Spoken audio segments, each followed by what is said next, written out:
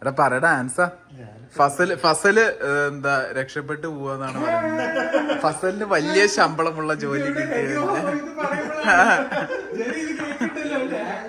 Answer പറ. നിനക്കും ഒരു നല്ല ജോലി ശരിയായിട്ടുണ്ടല്ലോ.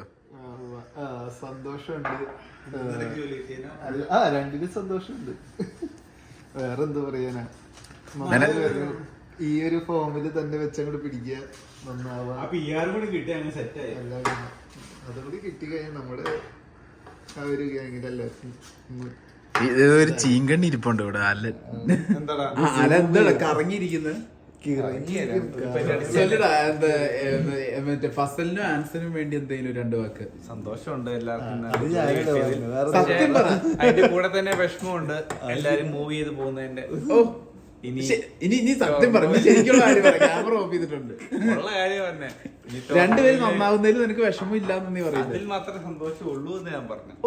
ഇവര് പോകുന്നതിൽ വിഷമമുണ്ട്. ജെറി കുട്ടിയാനി, അതിലെനിക്ക് കുട്ടിയാനി സ്പെഷ്യൽ മെൻഷൻ. ആരും പോകാത്ത വഴിയിലൂടെ സഞ്ചരിച്ച് ബാംഗ്ലൂരിലെത്തി അവിടെ ഒരു ജോലി കണ്ടുപിടിച്ചു. ഇപ്പൊ അതൊരു ബിസിനസ് ആക്കി. Jerry man power. ജെറി പറയടാ, ഇതില് നിനക്കുള്ള ലാഭത്തിനെ പറ്റി ഞാൻ ചോദിക്കുന്നില്ല. എന്നാലും നീ ഫസലിൽ എന്ത് പ്രതീക്ഷയുണ്ട് നിനക്ക്? ഫസല് നല്ലൊരു പണിക്കാരനാണ്. പഴിച്ചു പോവല്ലോ അവിടെ. ലക്ഷങ്ങൾ കോടികൾ സമ്പാദിക്കാൻ പറ്റുമോ? ഞങ്ങള് പൊന്നു പോലെ നോക്കുമ്പോൾ കോടികൾ സമ്പാദിക്കാൻ പറ്റുമോ? കൊടി കുത്ത് അവിടെ. കുടിയാസ് കൊണ്ടുപോകാൻ നോക്കണേ. കുടിയാസ് കാർത്തി അതാവത് സൊല്ലടാ. ഫസൽ കിട്ടും, ആൻസൺ കിട്ടും. അവരുടെ വെൽ ഡിസേർവ്ഡ് അല്ലേ? ഏതൊക്കെടാ ആൻസൺ ഡിസേർവ്ഡ് അല്ലേ? അവൻ ഓൾറെഡി പ്രൂവ്ഡ്. ഇവിടെ എല്ലാരും കമ്പനിയിലും ഞാൻ വട്ടം വന്നിട്ടുണ്ട്. ഓ അത് വന്നിരുന്നെങ്കിൽ പൊളിച്ചാല്. അതെ, വരാത്ത കമ്പനി കാത്തില്ലേ?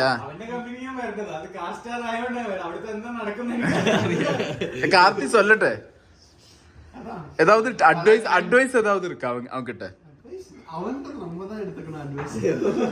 എടാ ജിമ്മല്ലേ, അതായത് ഒരു കമ്പനി പോകുമ്പോൾ ഏതാவது tip like how to improve yourself? Never trust anyone. അത് ரொம்ப വാല്യുബിൾ. എല്ലാ കമ്പനിയിലും കണ്ണിങ് ആയി കുറെ പേര് ഇരിക്കും. ഇത് മാതിരി കസാരയിൽ സുട്ടിയിരിക്കുന്ന കണ്ണിങ് ആൾക്കാർ, അവരെ നമ്പാതെ Faizy. Eldho finally for U.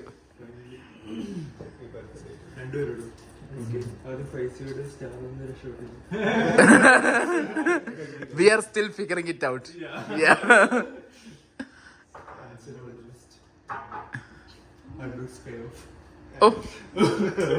ഓ ശരിക്കും ഒരു പ്രൊഫസർ ഉപദേശിക്കുന്ന പോലെ ഉണ്ട്.